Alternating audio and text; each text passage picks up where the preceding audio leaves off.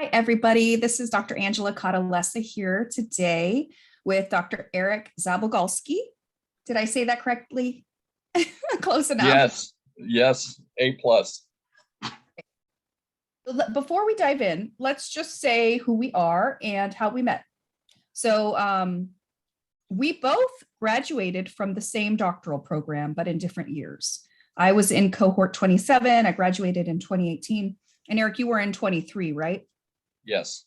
So you would have graduated in like 2013? Graduated in 20, started the program in 2010, graduated in 2015. 15. Okay, cool.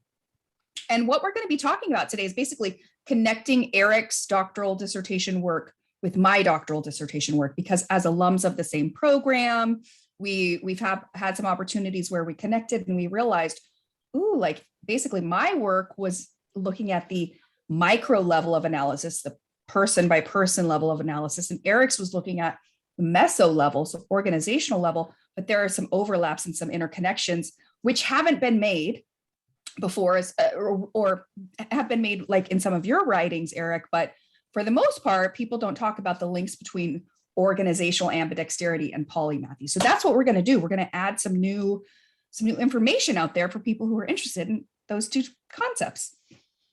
All right. So before we dive in too much, can you say like, what is organizational ambidexterity? Can you explain what it is? Yeah, of course. So the term organizational ambidexterity was coined around 1976 by a guy named Robert Duncan. And he used that to talk about something he called switching rules. And what that meant was that organizations could switch from an exploitive mindset, doing what they have learned to do well, to an explorative mindset, innovating, learning, searching for new things, and then switch back again. So since that time, there have been three types of ambidexterity that have now been identified. And I actually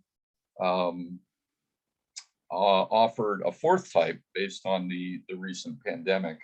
But that's the origin of ambidexterity, was Robert Duncan, 1976, and his switching rules. Now, sometime around 1991, James March came along and he added learning to ambidexterity. Learning fit very well with that explorative piece. So organizational ambidexterity is the ability for organizations to exploit the marketplace, doing what they've learned to do well, and explore and innovate at the same time. And now 40 years of research since Duncan first coined that term says that exploitation drives out exploration. As we learn to do something well, we have a tendency to want to lather, rinse, and repeat on those processes, and we stop learning new things. It's unfortunate. And can you share about, you said there are three or actually four types of ambidexterity. Can you share what those are? Sure. So the first type of ambidexterity is called temporal ambidexterity, and that's the one that Robert Duncan came up with. That's the switching from an exploitive mindset to an explorative one, and then switching back to doing what you do well. Now, you could practice, I say that all organizations practice temporal ambidexterity, whether they know it or not. This could be the corporate offsite that you go to once a year. It could be a convention that you attend. It could be the annual Christmas party or summer picnic, anywhere where you're allowed to sort of let down your hair, do something different, think freely and open-minded. That's temporal ambidexterity. Now, the next type is called structural ambidexterity. Structural ambidexterity is when you have a physical space where you can be explorative and innovative. Think about aviation giant Lockheed Martin and their Skunk Works division, where they're working on their prototype next generation kind of aircraft. Or think about Disney's Pixar division. It's structural ambidexterity is a place where it is allowed to be innovative and creative and do different things. Some organizations have this.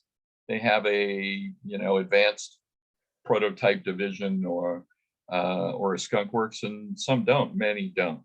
The third type of ambidexterity is called contextual ambidexterity, and I also call that cultural ambidexterity. That's when the ability to be exploitive and explorative goes down, is pushed down to the lowest level, to the individual level. I like to say that that's when ambidexterity gets into your DNA. People can be exploitive and explorative as they wish on their own time, switching rules and creating structural spaces in their organization. 3M Corporation, and there's another one that I can't think of right now. They might be Google. They require 15 to 30% of their engineers' time must be spent doing unstructured activities. Now, if you want to go, yeah, that's awesome. If you want to go outside, sit under a tree and watch the flight trajectory of butterflies as they fly by you, that's how you can spend your unstructured time. And one of those companies, I think it might have been Google, said that actually 50% of their innovation comes from that 30% of unstructured time that they make their engineers do. So the three types again: temporal, structural, and contextual. I think contextual is the most important. And I proposed a fourth type in a recent article that I co-authored with Dr. Mike Marquardt, which I call conscripted ambidexterity, and that's when being ambidextrous is forced upon you. This could be a life or death situation, change, or evolve or die kind of situation. You're being forced to be ambidextrous. Now, here's the last thing I'll say about this. When I did my research on ambidexterity, I thought that finding ambidextrous organizations would be the magic. I thought that that would be the hard thing to do, and that would be the magical thing that I discovered. And what I discovered was that was not true. What really was the magic piece of ambidexterity was sustainment, being able to sustain an ambidextrous posture or footprint. And that goes back to that exploitation drives out exploration. So the presence of ambidexterity might not be quite so rare. It might happen in sparks and spurts, but the sustainment of it, that's the trick. For me, when you were describing structural ambidexterity, like having a physical place, part of what came up for me too is like, could the organizational structure, the org chart, make a place for exploiting and exploring? Like where that's the, everybody I'm sure will do a bit of both in their day-to-day jobs. But when it comes to the bulk of their intention and purpose in their jobs, could it be that you have a team that is focused on exploitation, a team that is focused in the org chart on exploration, and that be built in structurally, but not physically, but just in the org chart structure? What comes up for you? Well, I think that's a great question. And I think it has been done, but maybe it hasn't been done so well. There's a second part of that you said that is a little bit different that also struck me. It's interesting to think that as we have gone through different decades and eras of organizational business, there's always the okay, build cubicles for everybody so everyone can have a private space. okay, take down all the cubicles now. Now we're going to have collaborative table spaces in the organization where everyone can work together and everyone's out in the open. But it's rare that you see both of them together, both of them offered together. It seems to be either one or the other. Okay, we're tearing down all the cubes and we're going to have one big open space, or we're getting rid of the open space and we're setting up cubes. And the second part of that, which is also really important that you said, was that that people should be able to, that maybe there should be people that can practice structural ambidexterity, and people who do the exploitive stuff, people who do the explorative stuff. I think the key component to that, but first of all, I'd say yes. But the key component of that is, where do you want to be? Do you want to be on the exploitive side, or do you want to be on the explorative side? Or do you want to be on the exploitive side Monday and Tuesday, and the explorative side Wednesday, Thursday, and Friday? I've worked with a CEO before who always talked about going out to do the innovative conferences and the creative things. And I always felt a little envious of them, because I wanted to do that too, but that wasn't offered to me. It was, was always offered to the CEO, or somebody in the senior leadership was out there doing the explorative work, when I would have liked to have had an opportunity to do that. Yeah, I hear you on that. Well, this might be a good time for me to explain polymathy a bit, because I do want to make some interconnections and linkages between organizational ambidexterity and polymathy. But maybe I'll just real quick describe what polymathy is for anyone who might not be familiar. Sure. So polymathy basically means many learnings. Polymath, the math in that word is not like for mathematics, it's short for manthanin, which in Greek means learning. So many learnings is what it means. It's like being a Renaissance person. Robert and Michelle Root Bernstein have proposed this definition, which I think is the best one we've got. So I'm going to share it. Polymathy is active being important, active engagement in multiple interests or endeavors, integrating vocations with avocations, so work with hobbies, simultaneously or serially across the lifespan. So it's basically lifelong and life-wide learning. We hear about lifelong learning. We rarely hear about life-wide learning. So that's what it is. I like to explain too that polymathy. What does life-wide mean? Life-wide means you have variety, like you explore the human experience and the variety of things that you can learn. There's not just, lifelong learning means like, okay, you have a long time to learn, One but it doesn't your whole life. Yeah. Versus life-wide learning implies that you have some breadth in the things that you choose to curate for your own learning journey. Well, there's that contextual ambidexterity connection and the ability to exploit or explore known or new things as you wish. Exactly.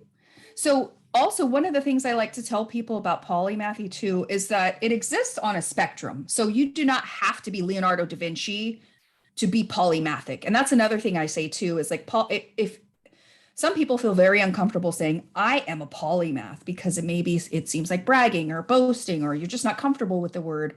And so what I like to encourage people to do is, instead of claiming it as a noun, as a designation, like I have arrived in life, I am a polymath, you can just say I'm polymathic in my approach to work and life, and make it it feels less pressure somehow when it's just an adjective.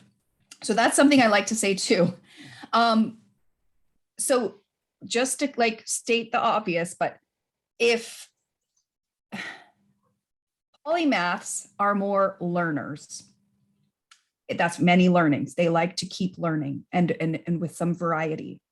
Whereas narrow specialists professionally like to kind of know. They're paid to be experts and know. So this, I've written about this 2 types framework in my new book that's coming out in early 2022. The name of the book is Versatility in the Age of Specialization. And And I have this framework where I compare kind of knower specialists, knowers. They're paid to know the answers. You want the right and a wrong answer for certain types of jobs. Right. Versus learners who, work in fields where you can't always know the answers. You've got to learn your way through those problems. And there is such an obvious parallel between the knower and the learner and the exploiter and the explorer that you talk about with organizational ambidexterity. And I think, Eric, too, you and I were beginning to discuss this the other day, that there's probably also an additional parallel between management versus leadership, because a knower who's an exploiter is probably better suited to a management role, whereas a learner who's an explorer is behaving more like a leader versus a manager. What are your thoughts on that? Yeah, that's very true. The characteristics, I saw a pictograph recently that listed managers and all of their characteristics and leaders and all of their characteristics, and they were very different, and they really did follow a line between exploitation and exploitive activities and exploration and explorative activities. And I think that it comes down to your desires, your comfort level, perhaps your intent or what you want out of your organization and want to contribute. And where I say that neurologically, people have a default homeroom that they like to run to, or they feel comfortable in. And I'm talking neurologically, left hemisphere, right hemisphere of the brain, either the quantitative, objective stuff or the qualitative, subjective, creative stuff. I think that people have a left or right homeroom, and perhaps exploitation, exploration, management, and leadership fits that mindset, or should fit that mindset. Another interesting parallel. Yeah, absolutely. All right, so let's shift gears a little bit now.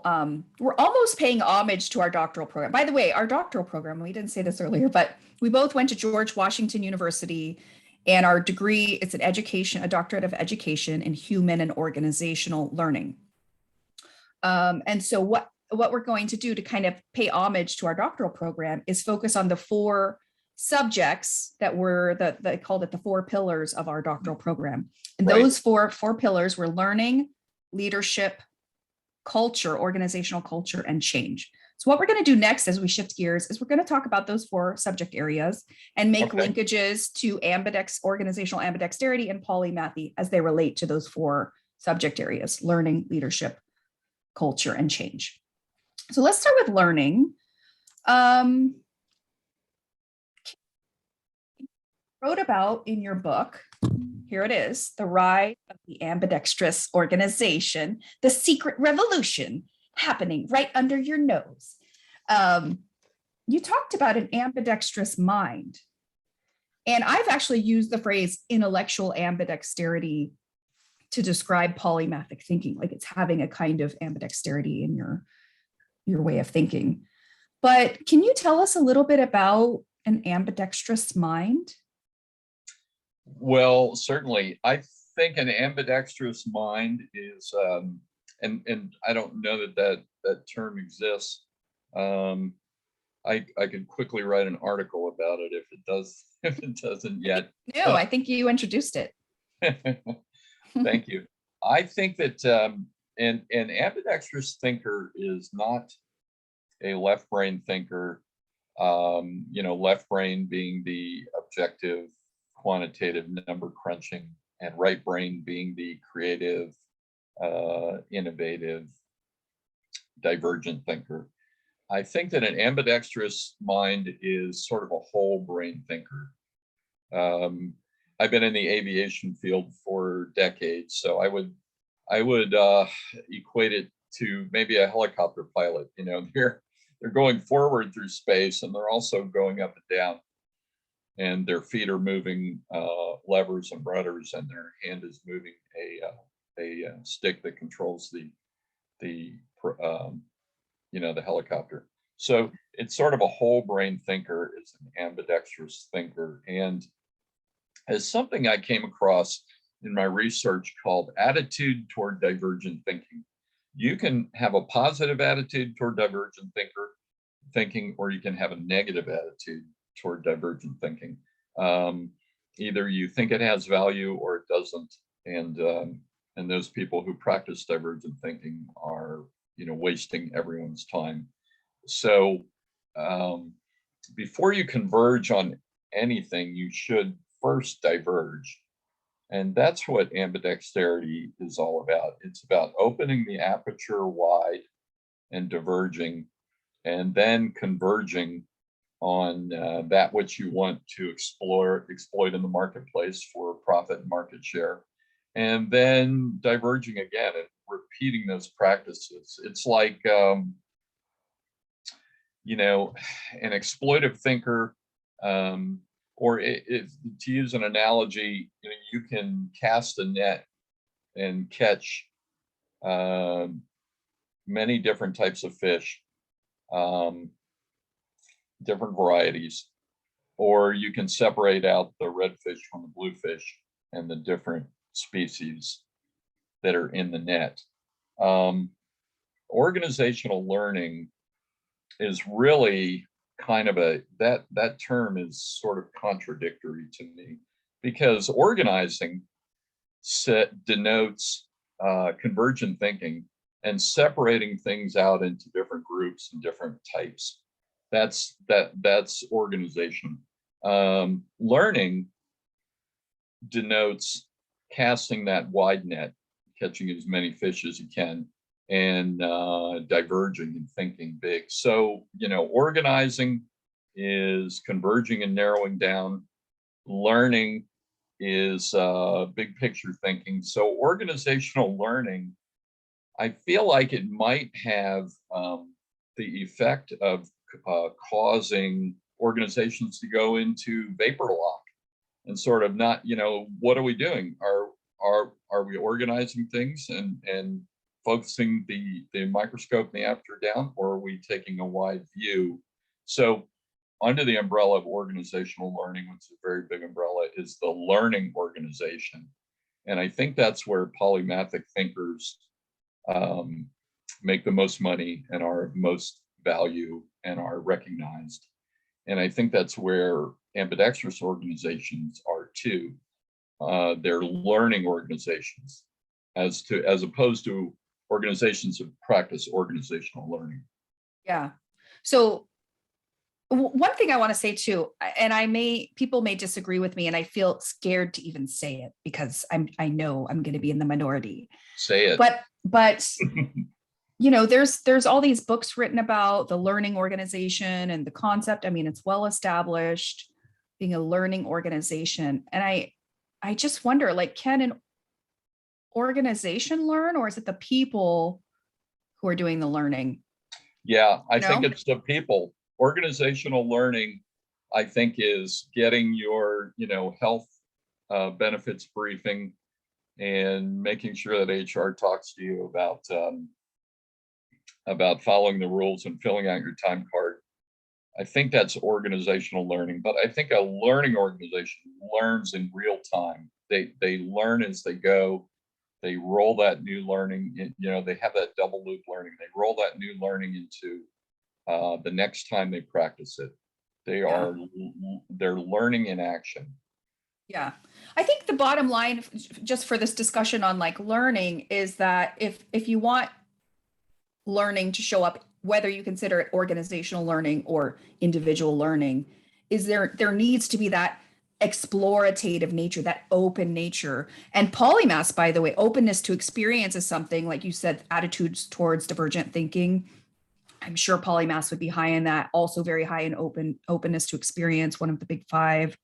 I bet they would. Yeah, absolutely. So whether you're looking at polymathy or organizational ambidexterity, learning is critical. Like you need that. It is. And so I think that the term organizational learning has become very passé and is dismissed by people now because they subconsciously, they just don't know what to do with it. each word cancels out the other, and it's ignored. Yeah.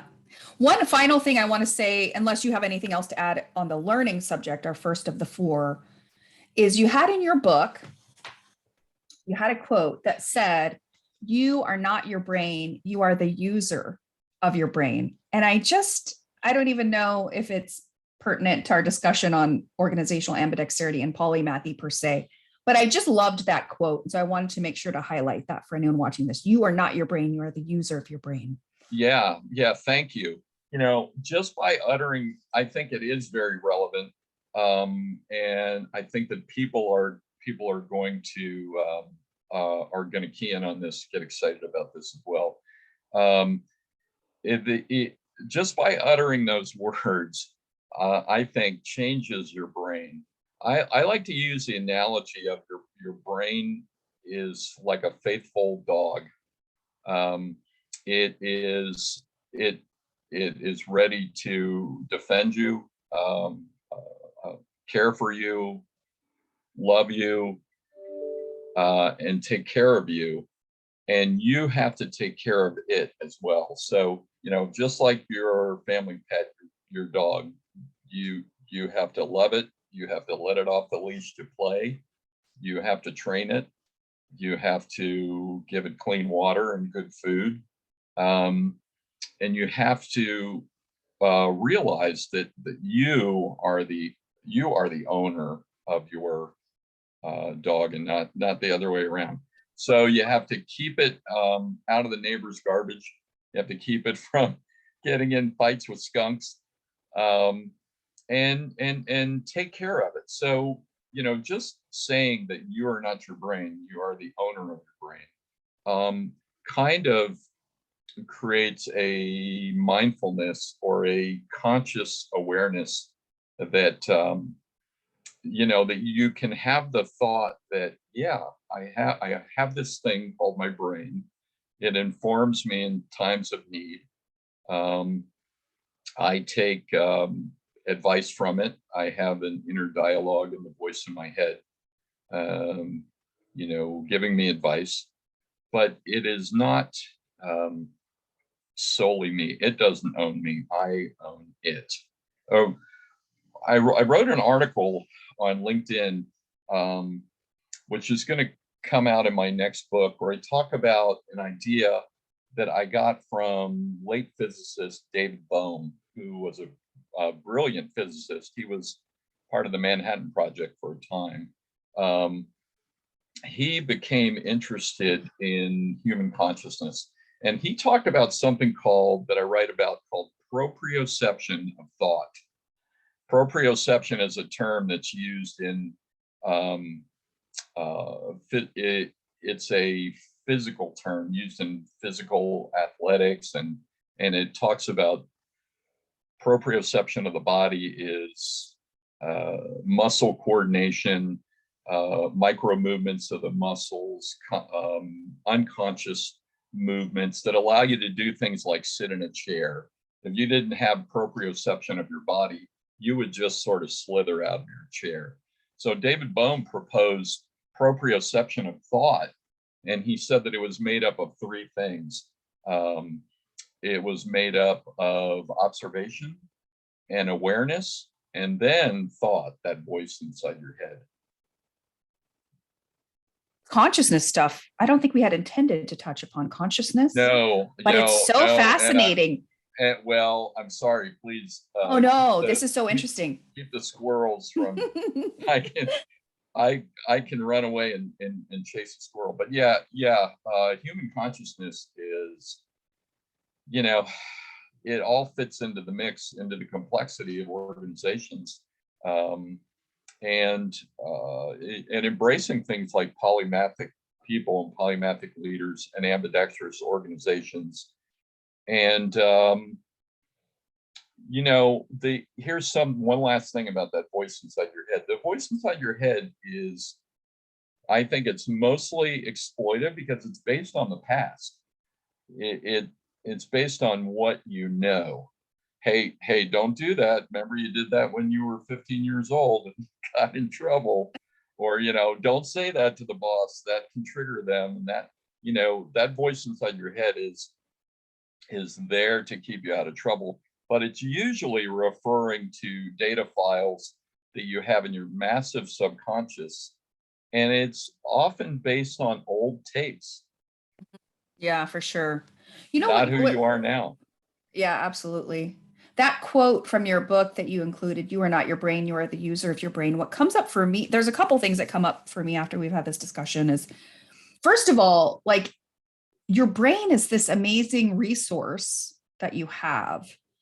And it would be such a waste to not really use it, tap into it, leverage its capacities, explore your own mind and your own capacities, not waste your talent. So you are not your brain, you're the user of your brain, but your brain is this great resource that you have. So Yes. figuring out how to use the full breadth of and Right. full, who you really are, I think is so important. It should be part of that triangulation, on a situation or a subject between awareness, observation, and then your thoughts. Mm-hmm. For sure.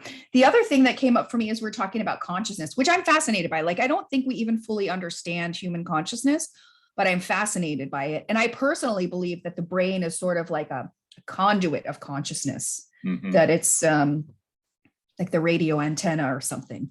But I think you're right. Yeah. Like, it's not located in the brain, but it is channeled through the brain. But anyway, that's my own philosophy. But I think at the end of the day, what consciousness and polymathy and sort of exploring, like that you're talking about, at the end of the day, it relates to, for me anyway, human potential. Like, how can we really step into the best of who we are? Right. How can we make the most of our consciousness, of our awareness, of our capacities as human beings? So if you want to reach, how can we do that? How do you think we can do that? How can you reach I think a lot of what human potential is related to is learning. Like, to get to your potential, you have to learn your way there. And I think human potential, like, if you want to be the best of who you are, you must be authentic. You can't fake your way into your best, because then you're someone else's version of best. Like, actually, this may be an interesting thing. I don't think I've shared this with you before, Eric, but there's a book called The Phenomenon of Man. And in that book, the author discusses two primary trends in evolution. So speaking of human potential and consciousness and evolving into our best selves, there are two trends that you would see in the evolutionary process of any species, he proposes in this book. And the first is that members of the species become more and more highly individuated, not a copy of your next door neighbor. That adds diversity to the species, to the gene pool. If one environmental factor is no longer advantageous, the whole species doesn't die out, because there's variety. There's adaptation, there's individuation, expression of onlyness, uniqueness. So that's one of the trends of evolution, is increased individuation. And the second, he argued, was amongst those individuated parts, you tend to have more cooperation. So they act as like a hive mind to collaborate and make the whole kind of greater than the sum of the parts. So if it's true that to evolve and to reach our potential, we must individuate, then in my mind, that means you need to explore your polymathy, becoming your unique, most diverse, broad, full, open, brave self.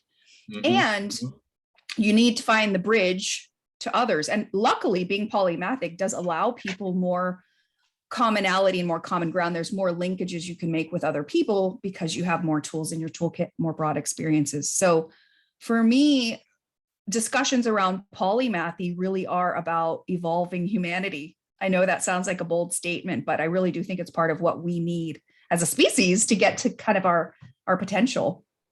Yeah. If we're going to survive, we absolutely have to do that. I mean, this planet that we're on is like a big spaceship. We're all stuck here together. So Spaceship Earth. We're on a big rock floating in space. Yeah.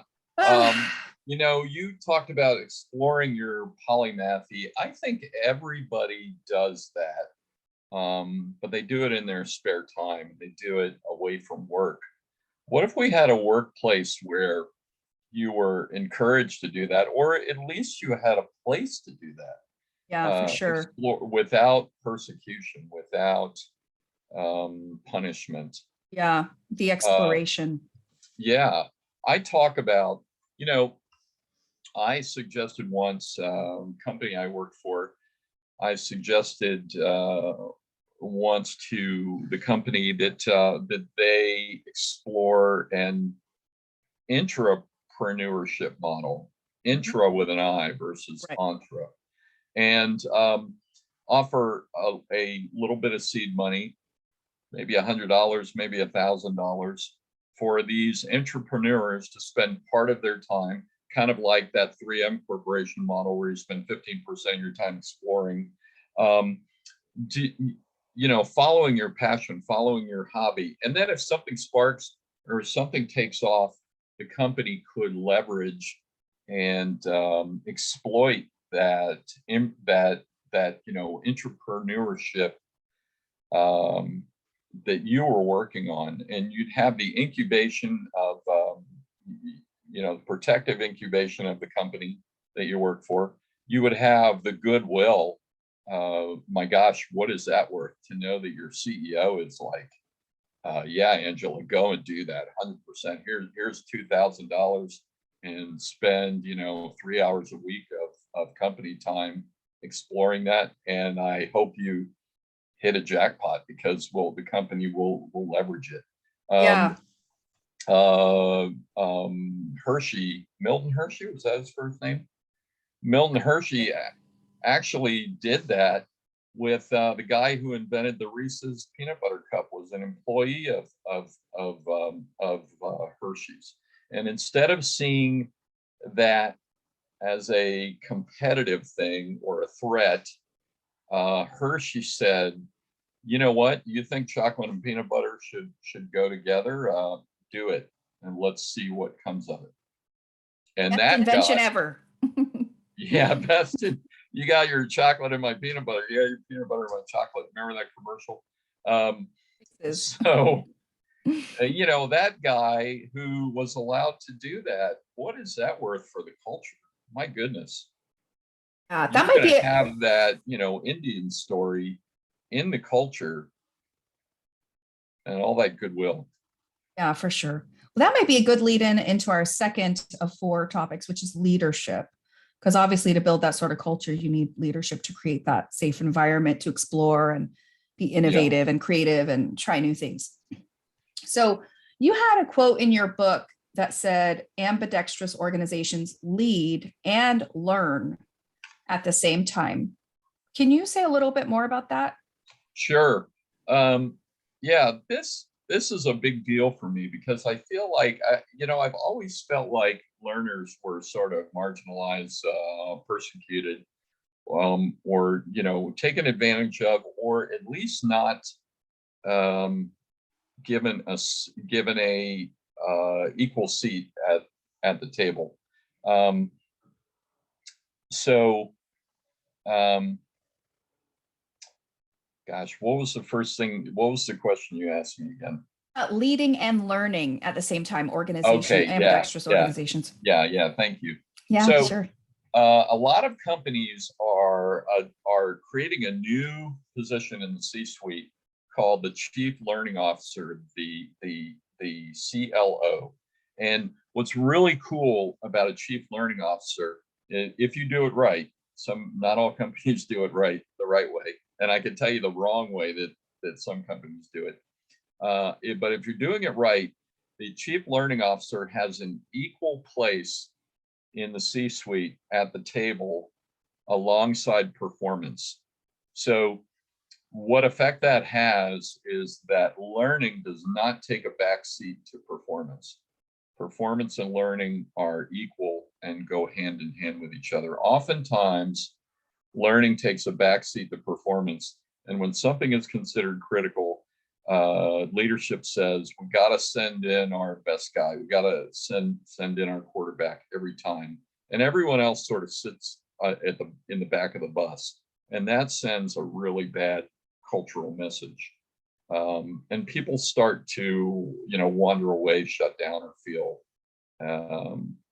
not feel as motivated. So chief learning officer position, if they're independent, I talked about the wrong way to do that. The wrong way to hire a chief learning officer is to say, Angela, I'm hiring you as a chief learning officer. You're going to be aligned under HR, and the CRHO is going to be your boss. They should be independent and only answer to the CEO. Interesting. But a lot of chief learning officers are hired, and then they get, they get a little scared, and they say, well, we're going to put them under HR.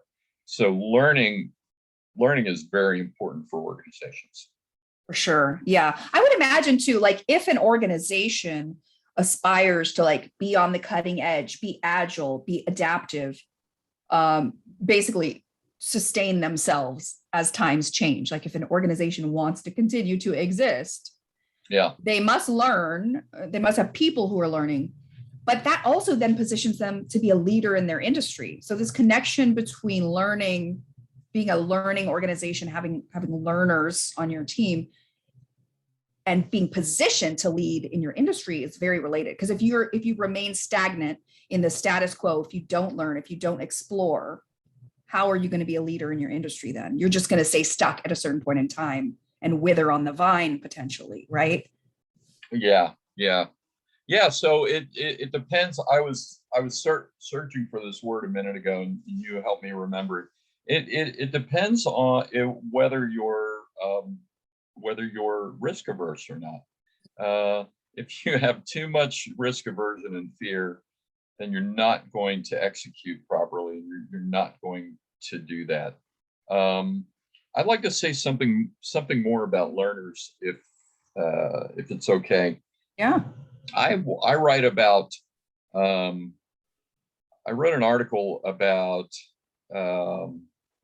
fast learners and slow learners, and I got this idea from James March, one of James March's famous articles.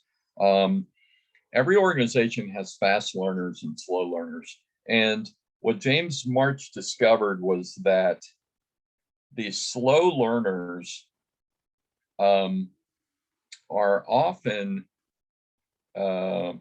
persecuted, marginalized, discriminated against, and even driven out of the organization. While the fast learners, I call them jackrabbits, are lauded, promoted,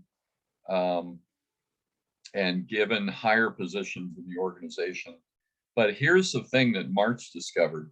The slow learners contribute far more to the organization's codified knowledge than the fast learners do. The fast learners hop in, grab the information they need, and hop out. The slow learners take their time, they explore the maze, and they contribute. If you imagine a cloud of knowledge above your organization, that's the codified knowledge that the organization has learned. Those slow learners contribute the bulk of information to that organizational codified knowledge, that institutional knowledge, where the fast learners contribute very little. They don't share what they learn. They're not gritty learners who are out there taking spears and tripping and scraping their knees, and everybody learns from those slow learners. But the slow learners are usually persecuted. The fast learners are set upon high. Interesting. Well, one other thing I'd like to talk about, as long as we're on the subject of leadership, and also leadership and learning in particular, because organizational exploration and polymathy is very related to learning, and now we're talking about leadership. In my new book, Versatility in the Age of Specialization, I've proposed a definition and a kind of a description of polymathic leadership. And I really haven't had an opportunity to talk about this yet. So I'd like to use this recording as an Okay. opportunity to share my thoughts on polymathic leadership. And if you have any feedback, Eric, I'd be curious what you think of this. But Okay. so, and I'm just going to read what I have in the book. Okay. So polymathic leadership, I propose, is a process of influencing others where the leader engages in polymathic thinking and behaviors to empower the team to accomplish shared goals while they also apply a polymathic mindset and behaviors themselves. And here's, in terms of leadership behaviors, I believe that a polymathic leader, when faced with a problem, would naturally seek to do these 4 things. They would apply their prior learnings towards helping solve the problem at hand. So the more prior learnings that can be used to solve the problem, the better. And that's another reason why polymathic, broad, versatile range is so important for problem solving. But okay, so they apply prior learnings to the problem at hand, what you already know. Mm-hmm. The next thing they would do is learn more. What else can I learn? They would learn more information to solve that problem. Where is information needed? And how can new information be gleaned?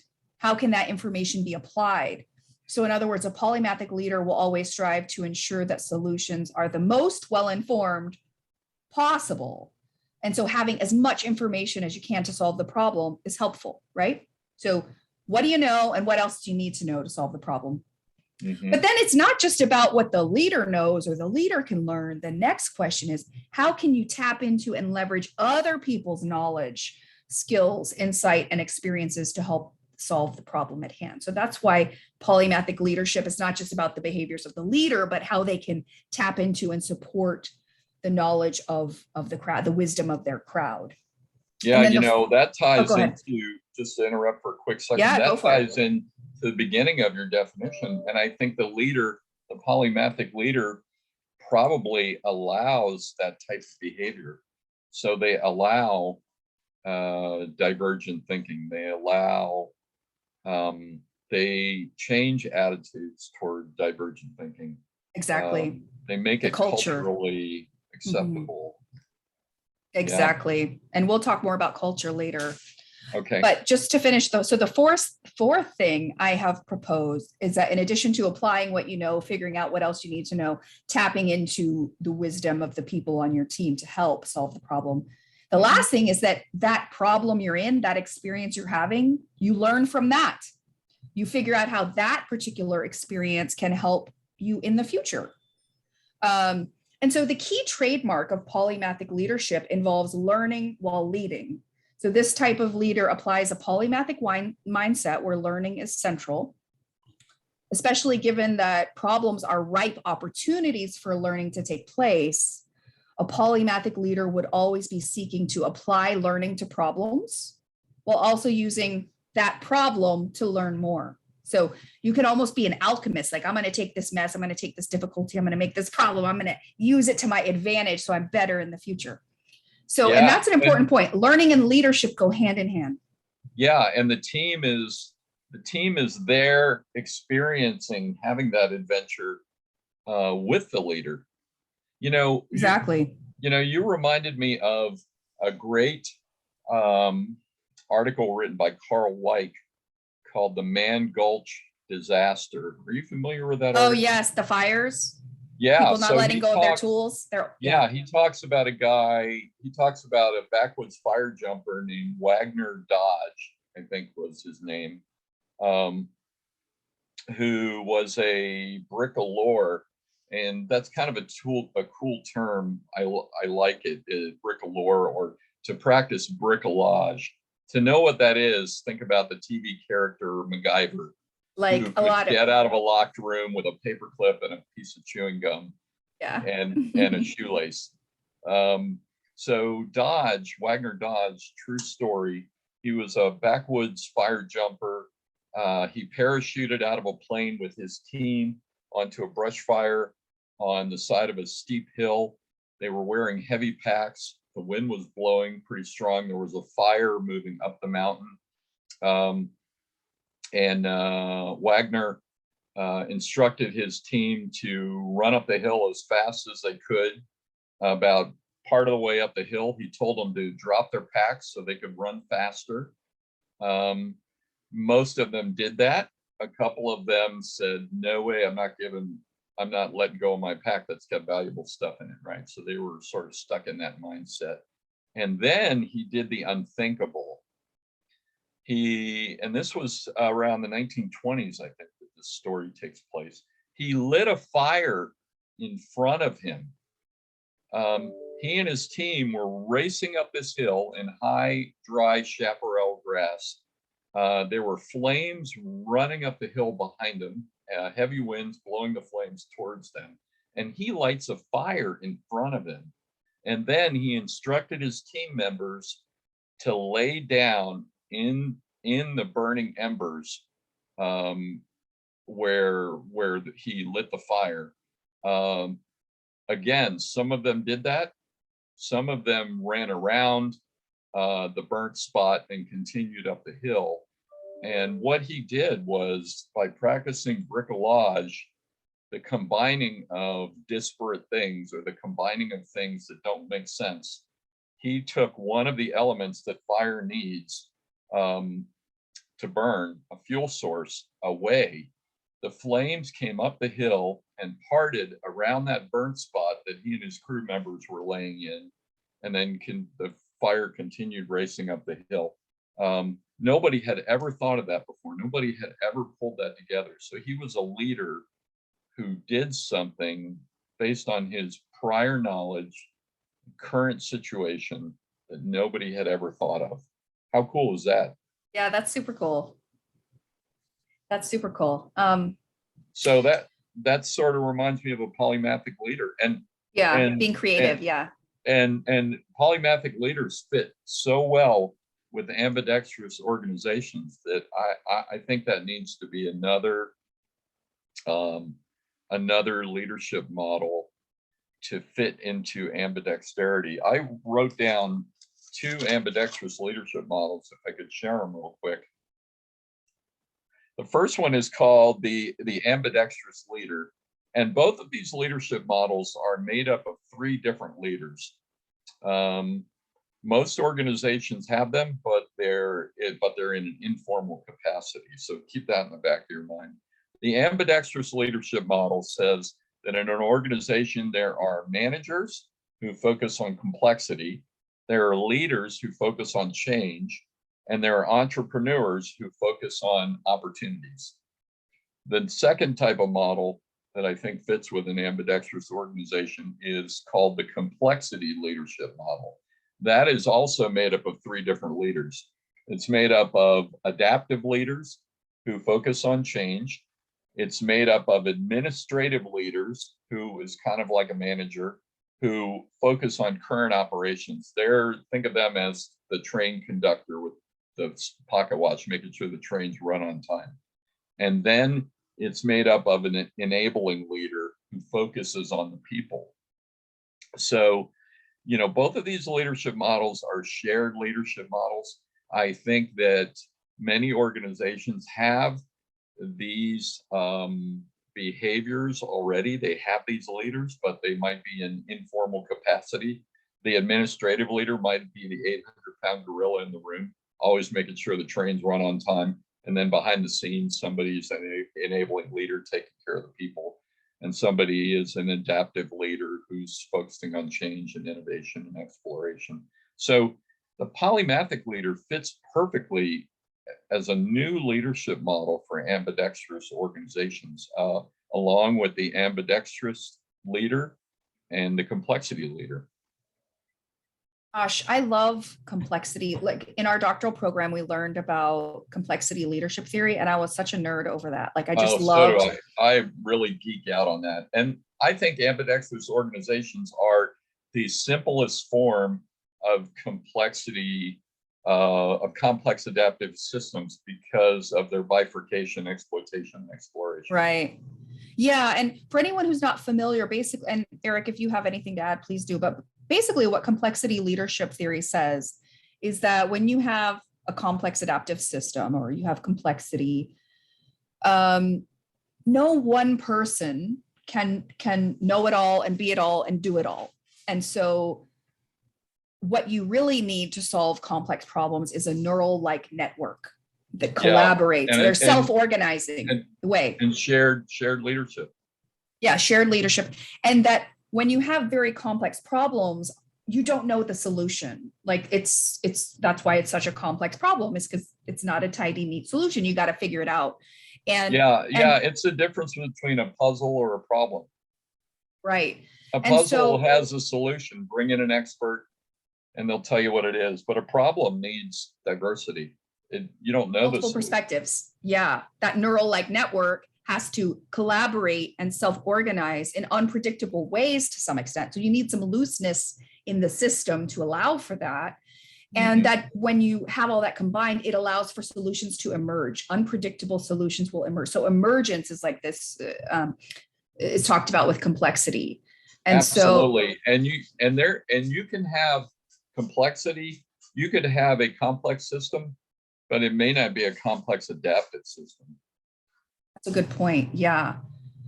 So it's that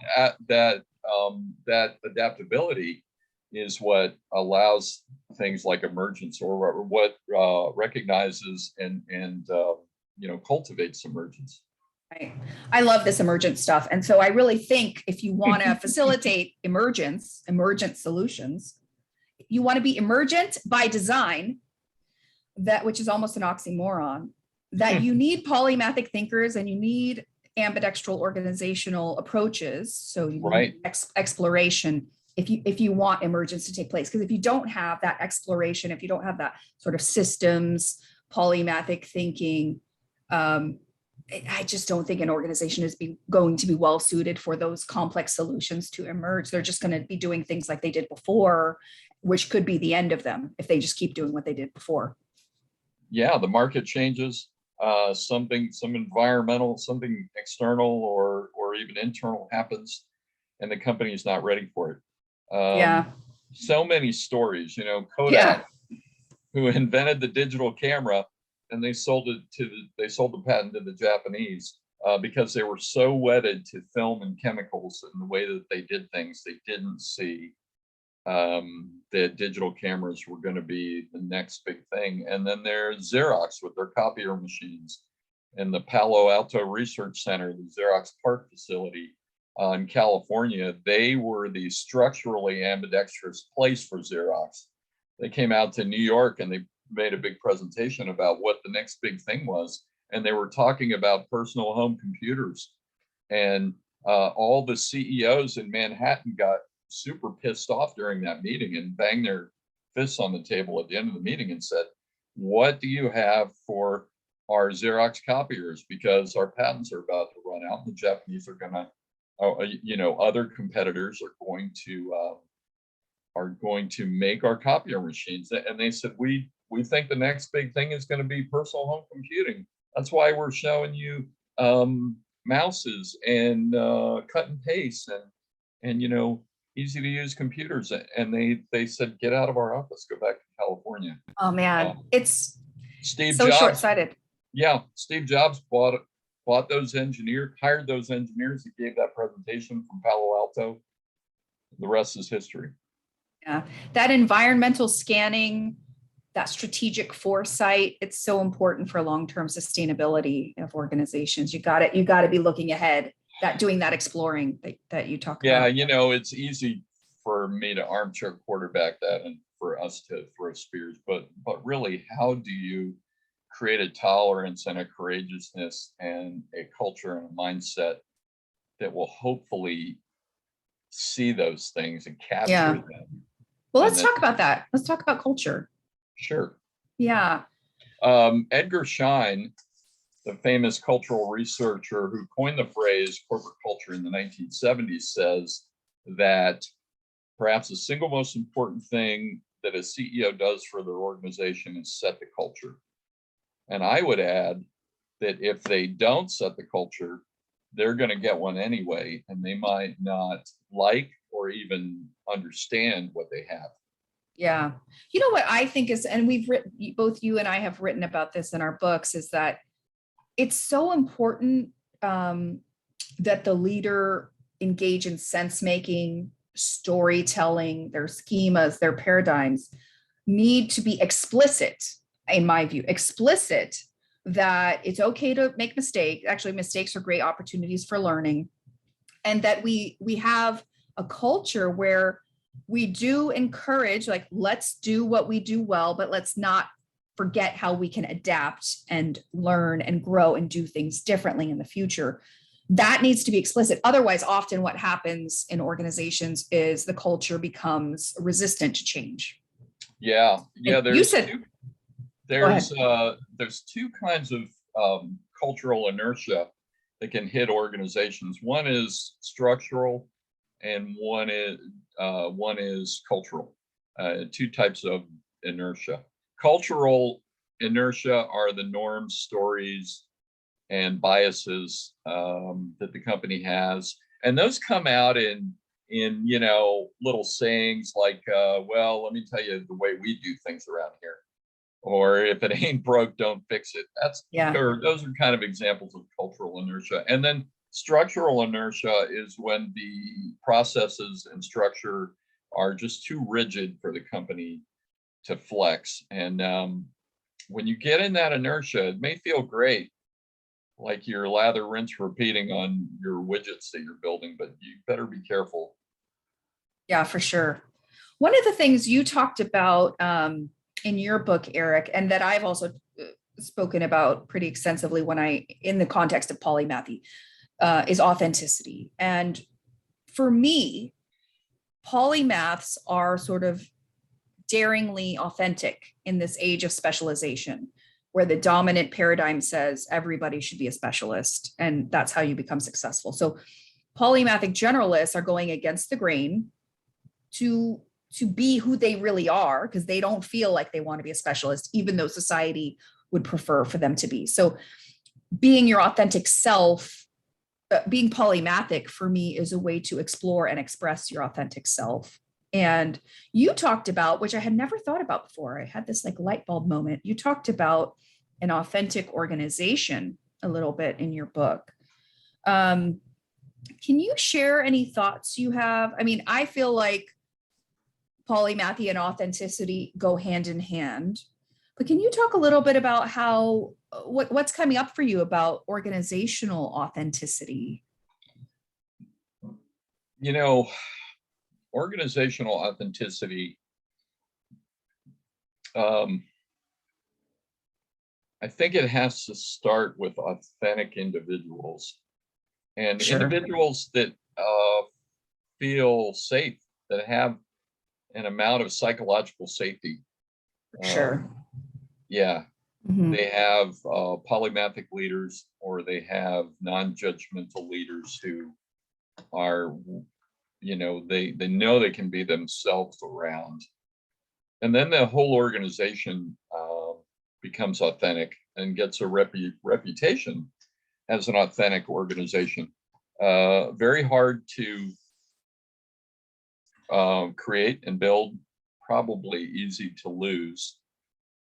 So you have to be authentic at the onset from the leader down, and you have to tolerate that authenticity. I agree. Innovation, innovation, growth, productivity, and performance can probably look very terrifying at times, or it could probably look very wasteful at times. It could look like the organizational members are burning down the house. And then I would say, unless they literally are, let them go. Within bounds. Don't let things get physically harmful, or emotionally harmful. But it could look very chaotic, or it could look very unproductive. But I would say that it's not intuitive to say this, but you have to slow down in order to speed up. And what I mean by that is you have to slow down the processes and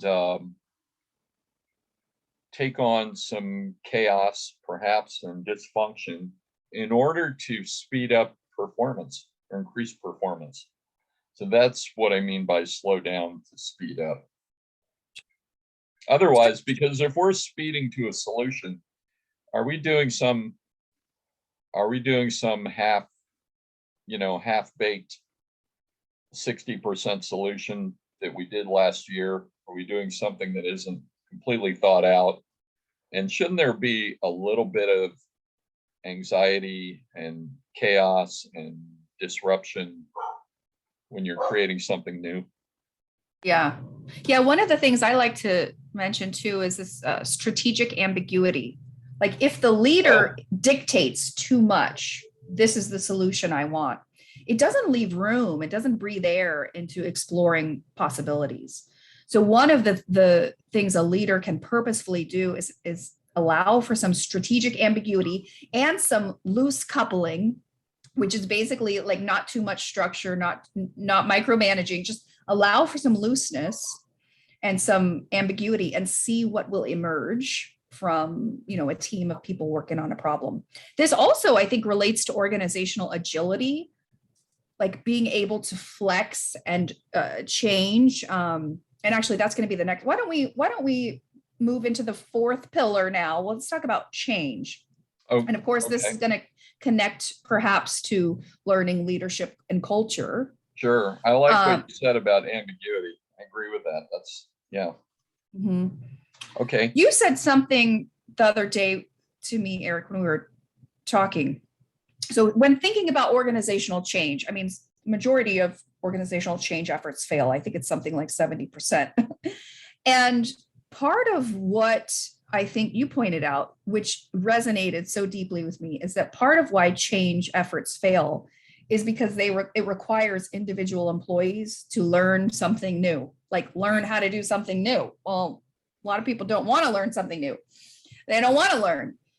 So I would think one of the smart things a leader in an organization could do is look for learners, look for people who are good at learning, who have a track record of wanting to learn new things in different areas. In other words, look for polymathic talent, because they're the ones who are going to have bandwidth for learning, a desire for learning, and probably be more likely to help a change effort be successful. Yeah. What are your thoughts on that? Yeah. I agree. Look, taking a note here. Polymathy and like the explorative approach, I would think those two things, like having an organizational ambidexterity approach with exploration and having polymathic learners, like in context. Yeah. Or in concert, I mean, would help a change effort be more successful, because you have people basically who are open to learning and doing things differently, and your organization is structured and built and has a culture where that sort of exploration into new solutions is valued. Sure. So you have a safety net for mistakes and making mistakes. The idea that if we're falling, we're always falling forward. And I think that the reluctance to embrace change is, like you said, people don't want to do it. What are the reasons why people don't want to do it? Perhaps they fear loss. Perhaps they were the subject matter expert in this subject. Now you want them to do something new. They feel some kind of loss. They feel some kind of threat. Maybe they're going to look stupid, and there's no safety net in the organization for people who say dumb things or make mistakes. I think there's also a sense that if change is forced upon you and you don't have buy-in, you're not embracing it, or you're not allowed to be part of that decision making or change, then you can also resist change. So, if you decided to take a vacation tomorrow, that might be to a location. It's a big change from where you are currently, but you would be all in 100%. And you made that decision. A lot of times organizations don't enable and engage their members to be part of the organization. There's sort of an underlying current of, yeah, you're employed here, but this company is mine, or this organization is not yours. It belongs to someone else or something else. It needs to feel like it's yours, and you need to feel like you have some sense of autonomy. There was a study done years ago. It was a study done in like over 100 countries on happiness in adults, not teenagers or kids, because they're all over the place, but what constituted happiness in adults. And the study came up with three things. The first thing was a sense of community, that you had like-minded people who had your back. The second thing that constituted happiness for adults was respect, that you were respected at a basic level, as a person and your contributions. And the third thing was a sense of autonomy, that you could steer and drive your own ship to some degree. So, like, I don't know, 120 countries in the world, they did this study, and they came up with those three things. So that sense of autonomy, and that you have a say in things, would probably go a long way to embracing change. And then also feeling that you have that community, you have that people that have your back and that understand you. I think everything you just described, what it conjures up for me in terms of in an organizational setting, is that the old school approach of leadership, which was top down, what I say goes, my way or the highway, like I'm the brain here and you guys do what I say. Like my way or the highway. Yeah. That's another good structural inertia code. It's so old school. And it's so short-sighted. It really is old. Yeah, it really is old school. And I think it harkens back to a turn of the last century industrial revolution kind of Newtonian physics kind of mindset, thinking in terms of linearity in the known world. Quantum physics, quantum mechanics came along and replaced and upgraded Newtonian physics. And we need to incorporate that language. We need to incorporate quantum principles. What's happening at a microscopic level. I didn't mean to cut you off. No, I love that stuff. But I think for me, the bottom line is, in this day and age, with the types of problems we have, with the, people's desire to be seen and heard and valued and respected and have safety and all of that, like the old school approach where what the leader says is what they better do is just short-sighted, and it's not going to tap into the fullest potential. I mean, what a waste of human potential to just have a leader say, you got to do what I say, and not leverage their actual capacities. So and in my book, I propose, or I write a model that's very simple. It looks like a cross, a vertical line and a horizontal line, and that is to denote that top-down vertical hierarchical model is, can be useful, especially on the exploitive side of the organization. Yes, for sure. But you also need that flat model, that horizontal line. And you need to, like you talked about earlier, moving around inside a structured space. Remember when you were a little kid and you had that geodesic dome jungle gym that you would climb all around in the play yard? Yeah. That's kind of, the way I think organizations should work. Have a structured space, and then let people move freely around inside of it. Sometimes the vertical leadership model is going to be needed when you have to charge up the hill with your rifles. And Right. sometimes the horizontal model is needed when you have diversity, when you need to leverage diversity, innovative thinking, divergent thinking. And, you know, just the vertical alone is not going to work anymore. And there's a lot of organizations that use it, and they use it exclusively. And they're going to learn the hard way that it just doesn't work anymore, especially with the resignation. What do they call it? The great resignation that's going Oh on. yeah. Yeah, the great and reshuffling. and the service workers that are suddenly absent, that we depended on and never really valued or recognized. You know, they're walking away. The vertical model alone is not going to work anymore, I think, unless you're in a wartime scenario. Yeah, exactly.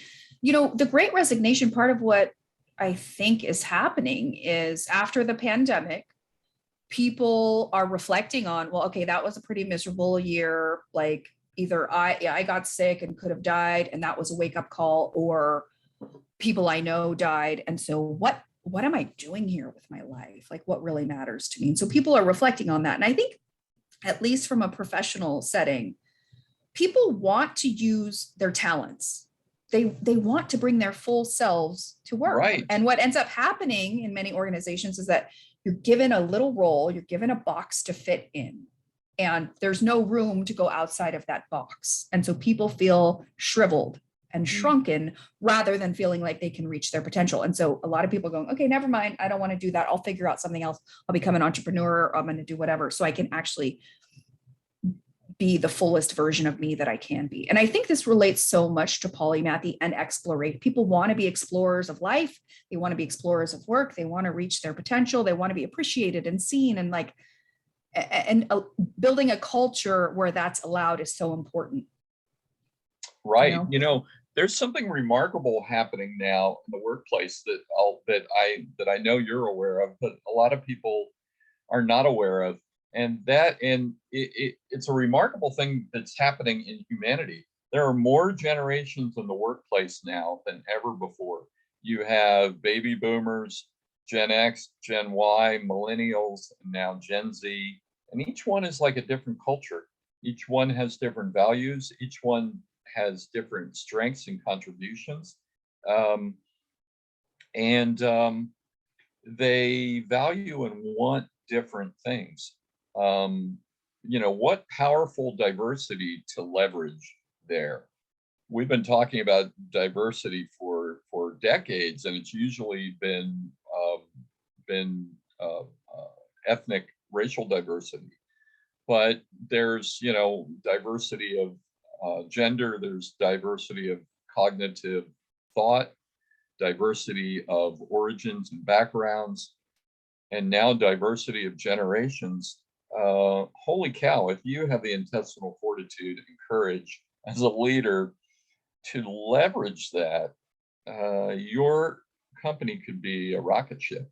Yeah, for sure. And speaking of diversity, I mean, one of the ways I have conceptualized polymathy is it's having like within yourself, intra-personal diversity. You yourself can be diverse. So diversity, I like that.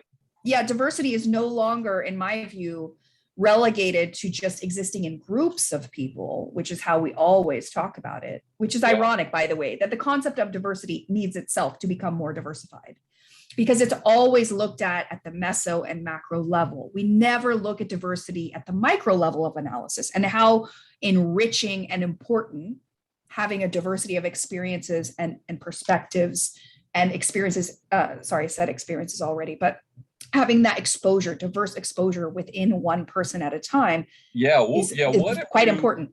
Right. What if you were what if you were a polymathic leader who could reveal or bring out or encourage that intra-diversity in each individual think about what you could capture or learn.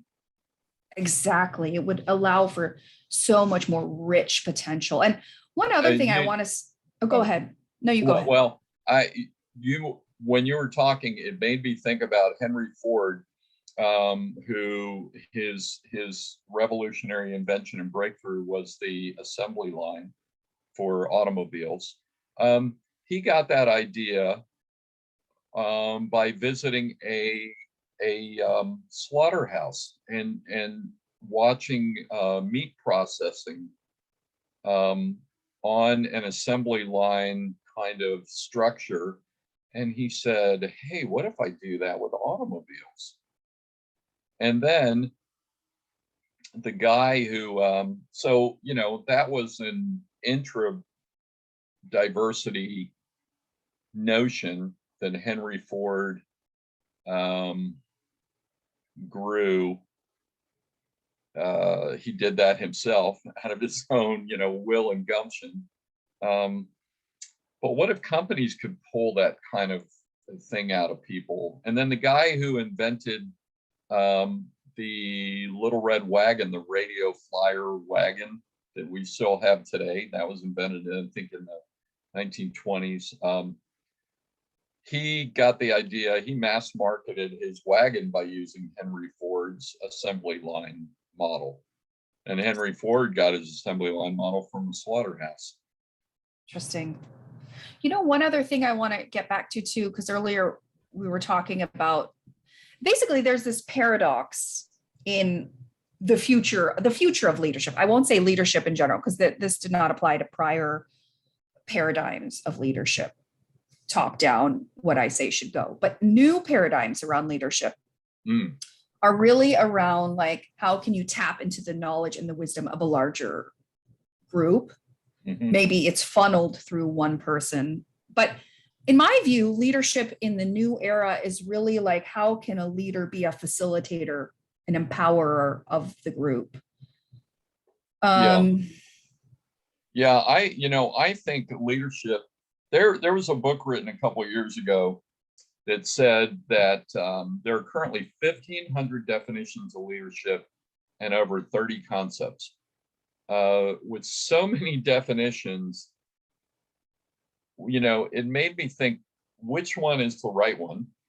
And then with so many definitions, it also made me think, well, something's working because leadership happens. So back to your point, out of those 1,500 definitions, I think service or servant leadership or servitude has to be there in that one true definition. Yeah, I really like that.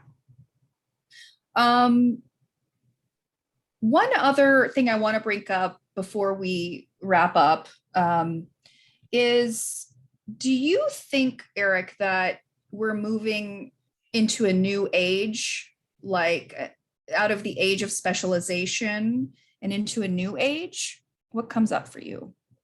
Oh my gosh. I absolutely think that we are rapidly moving into a new age, that there's going to be, you know, call me a positive person, I think with positivity, but I think a new age is dawning. And, you know, we went from the Stone Age, the Stone Age to the Iron Age to the Bronze Age. I'm probably missing a bunch or getting them in the wrong order. And then we had the Industrial Age, and then we had the technological age and the information age, which we're probably in now. You know, everybody has information at their fingertips. Everybody has a very powerful computer in their back pocket everywhere they go, and they could know. They would probably look like a wizard with an oracle if they went back to the 1300s and, you know, whipped out their iPhone. So what's next past the information age?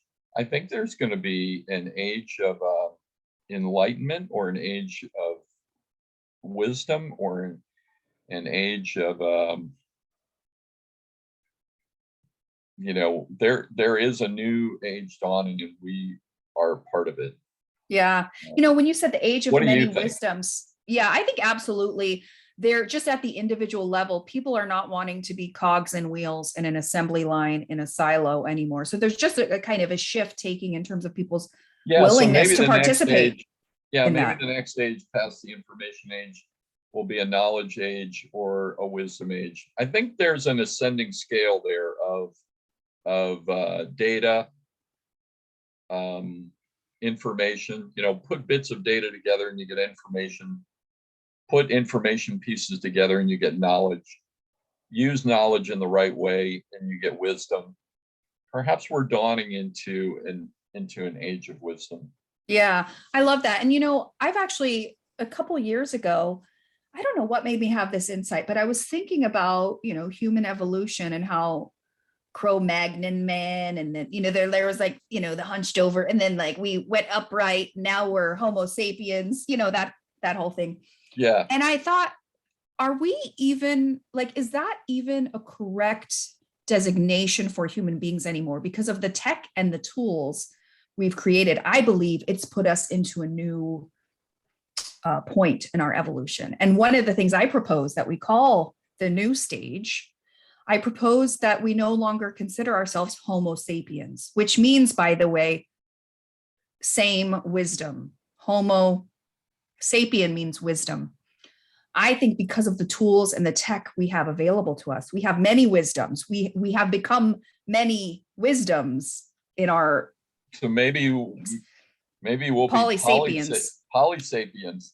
Exactly. That's what you were going to say. That's the word I was going to say, is that we no longer should consider ourselves Homo sapiens. We should consider ourselves polysapiens. This wasn't scripted. We didn't talk about this before. We didn't. But yeah, regardless of what you call it, though, I do believe that whether you look at like individuals looking for more fulfillment and more authenticity in their work, or you look at just the complexity of the world we live in, where we need networks of sort of self-organizing, intelligent, broadly skilled people to collaborate for solutions to emerge like they couldn't before. People just, they don't want to be cogs and wheels anymore. They don't want to live in a box, and we need to stop putting them in those boxes. Yeah, and they're not only do they not want to be cogs and wheels anymore, they refuse. They will not be cogs and wheels anymore. And that's one thing that this pandemic has created. Yep.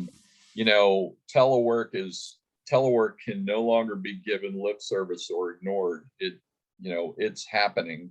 And it's here to stay. And people are reevaluating what they want from work. And they want more intrinsic things, not the extrinsic.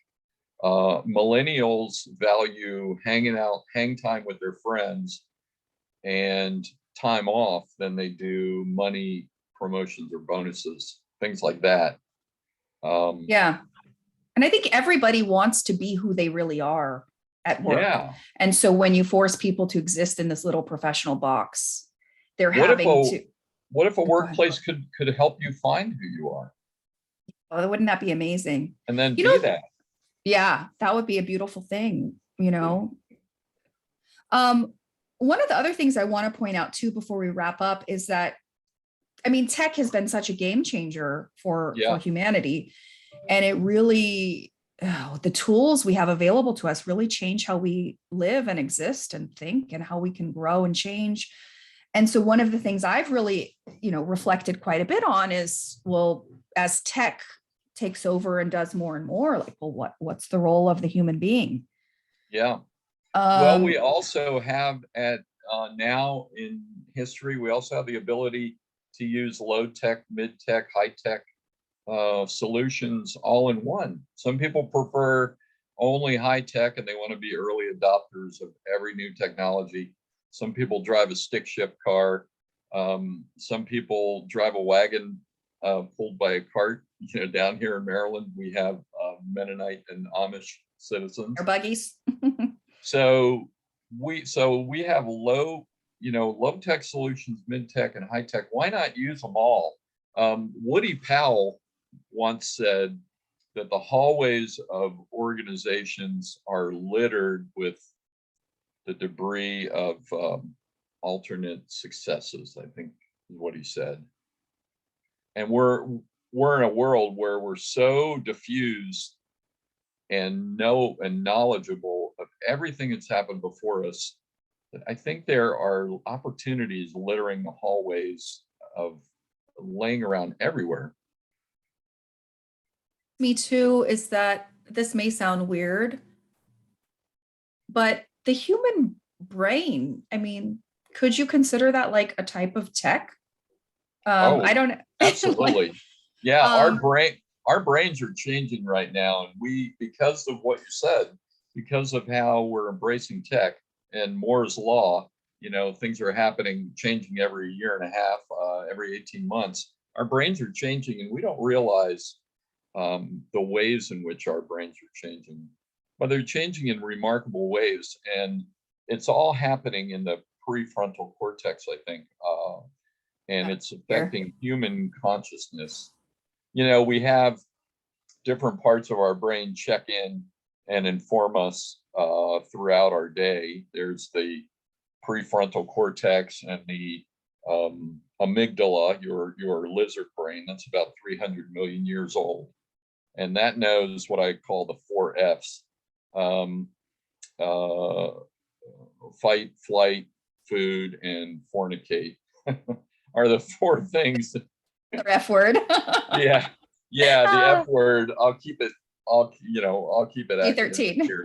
Yeah, but your amygdala knows those 4 things, and then um, you have your prefrontal cortex, which is about 3 million years old, and then you have the big part of your brain. I forgot the name of that one.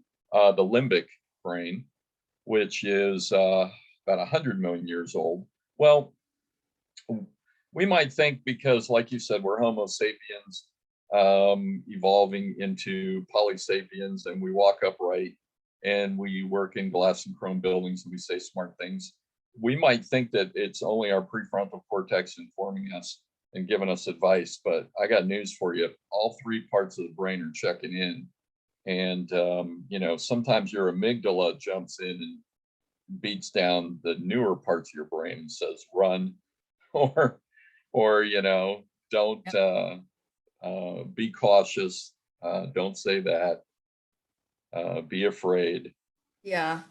Well, I think that as tech does more and more for us, that our role is really to like be truly human because they Mm, can't do that. Tech can't. And what is distinctly human? I mean, I think it's emotional intelligence. I think it's being able yeah, to see the yeah, bigger picture, not being a cog in a wheel, not being a machine, but being that strategic, innovative. You could scan the environment. You can see a bigger connection between things, and I think also being yeah. creative and Computers innovative. can't think. Yeah, they can't think in metaphor and simile, and they can't do that bricolage. And they can do linear computations, and they can do some things much faster and very well, but they can't. Analogical thinking, and yeah, they're not good Yeah, at that. We need to do, and that's why polymathy is more important now than ever, because as tech advances, it changes what our role needs to be. And basically the things that we need human beings to do now in the tech age is be human and be polymathic. Many right. wisdom, And to many mold. learnings. Yeah, and to mold that new tech into the human condition, Mhm. and leverage it uh, to the best of humanity's ability. It might not be fastest. It might not be most profitable. It might not be most exploitive. But it's a matter of strategic thinking, not tactical thinking. Um, which is what, tech is often good at the tactical stuff, at the best solutions, quickest. But we have to find a balance between um, right and best. Hmm. Yeah, and I think too, and more and more as we move into the future, the exploration that you talk about, with organizational ambidexterity. It's going to be so important. Yeah. I said right and best. I think I meant to say quick and best. How do we do things the fastest we can and also make the best decision we can? You could make very quick yes or no decisions, but you might frequently be wrong, but you're the fastest one to come up with an answer. And you might take a very long time and come up with the very best decision you possibly can, but you might be dead because you weren't quick enough. Right, exactly. Well, Eric, this has been so fascinating and so fun. Do you have any final thoughts about organizational ambidexterity and polymaths before we end? Well, I think that you've really made me think, Angela, that I'm so grateful that you've introduced the Polymathic leader to me, because I think that they have a place in the ambidextrous organization, and that Sure. if the company has a chief learning officer, they should be a polymathic leader or thinker. And you've also made me think more about how organizational ambidexterity, I think, probably creates the environment and the ground, the landscape for the right kind of structure for polymathic people to flourish and to perform at their best for humanity. Yeah, absolutely. I completely agree. And just my thoughts, my final thoughts on organizational ambidexterity and polymathy is, for me, if you're looking for that exploration, so how you can stay on the cutting edge and be adaptive and agile and maintain sustainability. And what organizational leader doesn't want those things? If that's what you want, then a good way to get that exploration is by having polymathic talent on your team and creating a culture where that's made explicit, and where you create psychological safety, where you have a culture where change is encouraged, and you engage in leadership behaviors where where people feel safe bringing their full talent, and where learning is considered critical for everybody to do in the organization. So bottom line for me is there absolutely is a connection between organizational ambidexterity and polymathy. Yeah, I think so. And excuse me for one quick second. If I think that maybe organizational ambidexterity can be the house, can build the house, and then Yeah. the polymaths would inhabit that house. That's a beautiful analogy. I like that. That's a great way to look at it. And organizations of the future are going to have to be less risk averse. They're going to have to be courageous, and they're going to have to embrace diversity, or they're not going to be around. The last thing I would say or offer is that it's all about sustainment, and sustaining that polymathic mindset, encouraging, sustaining, and growing the polymathic mindset, and honoring it and cherishing it, and sustaining organizational ambidexterity, because human nature, biology, I think we have a tendency to want to lock in on something and stop considering the future, strategic thinking. Yeah, for sure. All right, Eric. Well, thank you for those final thoughts. This has been so wonderful. And it really has. Thank you, Angela. Yeah, and I hope anyone I'm watching excited. I'm excited too. I think this was a really good discussion. Hopefully anyone watching this, you enjoyed it as well. And on that note, I'm going to say goodbye. Bye. Bye. Thank you.